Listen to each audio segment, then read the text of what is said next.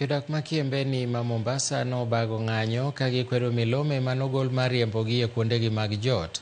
Kaluwore gi jodakgo, gisedak kanyo kuom malo higni 25 ka giwacho ni jotelo moko tiyo gi sirkal marach ma dwaro nyorogi.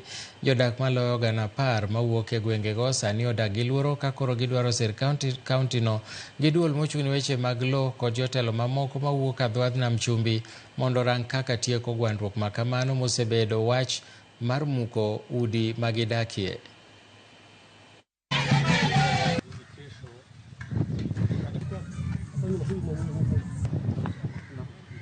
Tuna shida hapa ndani, hatujui kwa sababu toka tusikie ripoti ya kuwa tumepewa miezi 6 tuvunja manyumba yetu, tunajiuliza tutapeleka wapi hizi familia zetu. Huo utajiri basi kwa mwanadamu, mwananchi wa Kenya unaanzia kwenye ardhi.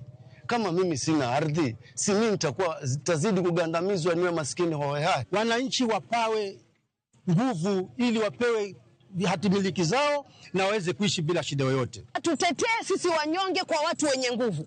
Tunataka msaada wake. Hatutaki kuhangaika na watoto wetu. Vizazi vyetu viko hapa.